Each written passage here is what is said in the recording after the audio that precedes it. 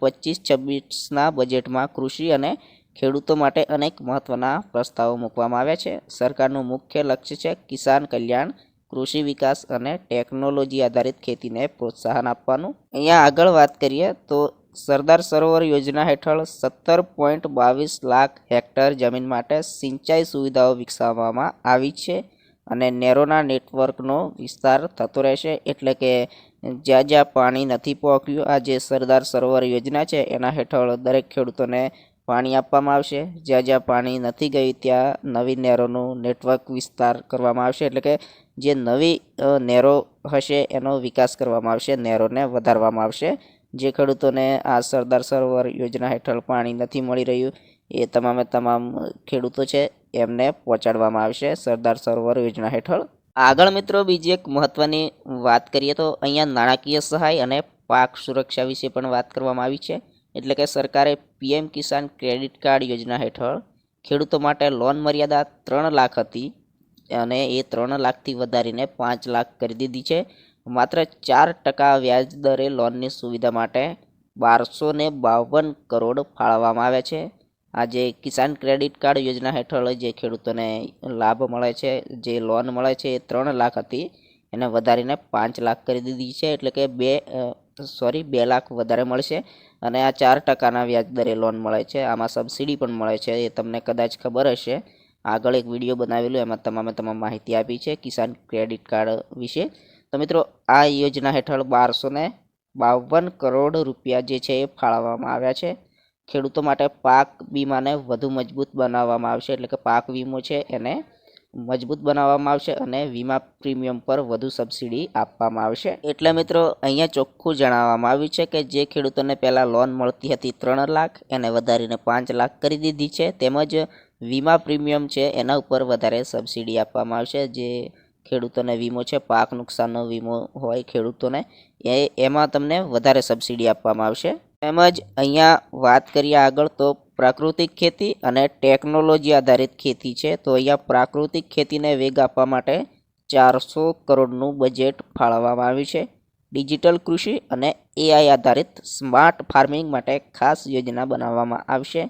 Drone technology દ્વારા ખાતર અને દવાઓના છંટકાવ માટે ખેડૂતોએ સહાય મળતી રહેશે. એટલે કે જે આ એઆઈ આધારિત ખેતી છે, સ્માર્ટ ખેતી છે, એને પ્રોત્સાહન આપવામાં આવશે અને દવાઓના છંટકાવ માટે જે ડ્રોન છે, ટેકનોલોજી છે, એનો વિકાસ કરવામાં આવશે અને આમાં દરેક ખેડૂતોને સહાય આપવામાં આવશે. આ જે ડ્રોન કેમેરા છે એમના દ્વારા જે દવાઓનો છંટકાવ કરવામાં આવતો હોય છે એમાં પણ દરેક ખેડૂતોને સહાયતા આપવામાં આવશે.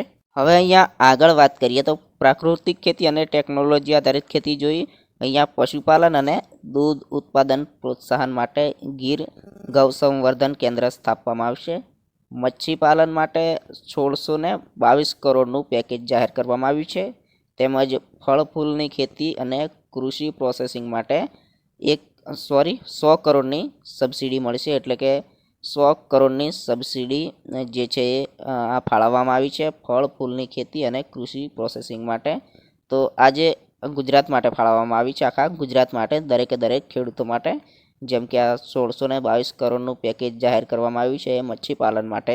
તેમજ આજે 100 કરોડની સબસિડી છે એ કૃષિ પ્રોસેસિંગ છે, જેમ કે ફળ ફૂલની ખેતી છે એના માટે આ જે બજેટ જાહેર કરવામાં આવ્યું છે 100 કરોડનું, તો આ આખા ગુજરાતમાં મળશે. તેમજ મિત્રો અહીંયા ગ્રામ્ય વિકાસ અને સિંચાઈ સુવિધાઓ વિશે વાત કરવામાં આવી છે. તો નદીઓ અને પાણીના સ્ત્રોતો જાળવવા, નદી જોડો યોજના હેઠળ 185 રિવર બેન્સીસ માટે અભ્યાસ થશે. નાના ખેડૂતો માટે ટપક સિંચાઈ અને સ્પ્રિંકલર સિંચાઈ માટે પણ સહાય મળશે. એટલે કે જે ખેડૂતો છે એમને જે ટપક પદ્ધતિ છે એ મળશે, એના દ્વારા સહાય મળશે, સરકારી સબસિડી મળશે. તો એના વિશે પણ જાહેરાત કરવામાં આવી છે. અહીંયા આગળ વાત કરીએ તો કૃષિ માટે સહકારી પ્રોત્સાહન અને કૃષિ નિકાસ વિશે વાત કરવામાં આવી છે. તો સહકારથી સમૃદ્ધિ અભિયાન હેઠળ ખેડૂતોને સહકારી મંડળીઓ સાથે જોડવાની યોજના લાગુ રહેશે. રાજ્યને કૃષિ નિકાસ હબ બનાવવાનો પ્લાન છે, જેમાં લોજિસ્ટિક સપોર્ટ પણ ઉપલબ્ધ રહેશે. એટલે કે જે ખેડૂતો છે એમની મંડળીઓ બનાવવામાં આવશે અને ખેડૂતોના પ્રશ્નો છે એમનું પણ નિરાકરણ કરવામાં આવશે. સહકારી મંડળીઓ દ્વારા આ યોજના ચલાવવામાં આવશે. સહકારથી સમૃદ્ધિ યોજના છે એ હેઠળ ખેડૂતોને આ મંડળીમાં જોડવામાં આવશે અને જે ખેડૂતોના પ્રશ્નો છે તેમજ ખેડૂતોની જે અગવડો પડે છે એ તમામનો હલ કરવામાં આવશે. આ જે સહકારી મંડળીઓ સ્થાપવામાં આવશે અને એના દ્વારા આ જે યોજના છે એને લાગુ કરવામાં આવશે. જે ખેડૂતોની યોજનાઓ હોય જે લાગુ કરવામાં આવતી હોય એના વિશે આ સહકારી મંડળીઓ સ્થપાશે અને એના દ્વારા ખેડૂતોને લાભ આપવામાં આવશે. આગળ વાત કરીએ તો અહીંયા કૃષિ માટે સહકારી પ્રોત્સાહન અને કૃષિ નિકાસ વિશે વાત કરવામાં આવી છે. તેમજ પાક વીમા યોજના અંગત વધુ સહાય મળશે અને વૃદ્ધાવસ્થા પેન્શન યોજના ખેડૂતો માટે વિસ્તૃત કરવામાં આવશે. એટલે કે પાક વીમા યોજના અંગત વધારે સહાય મળશે. જે પાક વીમો છે એ ખેડૂતોને વધારે મળશે. તેમજ જે વૃદ્ધાવસ્થા પેન્શન યોજના છે એ ખેડૂતો માટે વિસ્તૃત કરવામાં આવશે. એટલે કે ખેડૂતો માટે વધારવામાં આવશે વૃદ્ધાવસ્થા પેન્શન યોજના. એટલે કે જે ખેડૂતો છે એમને આ વૃદ્ધાવસ્થા પેન્શન યોજના છે એનો વધારે લાભ મળશે એવું કહેવામાં આવી રહ્યું છે આ યોજના હેઠળ. અહીંયા કૃષિ માટે સહકારી પ્રોત્સાહન અને કૃષિ નિકાસની વાત કરવામાં આવી છે. કૃષિ આધારિત સ્ટાર્ટઅપ માટે 100 કરોડનું ફંડ ફાળવવામાં આવ્યું છે અને MSME સહાય યોજનાઓ લાગુ કરવામાં આવશે. આ બજેટથી ગુજરાતના 50 લાખથી પણ વધારે ખેડૂતોને લાભ મળશે. જેમ કે સિંચાઈ છે, વીજળી છે, કૃષિ ટેકનોલોજી, પ્રાકૃતિક ખેતી, આ તમામ જે કૃષિ યોજનાઓ છે એ અંગત ખેડૂતોને લાભ મળશે એવું કહેવામાં આવી રહ્યું છે.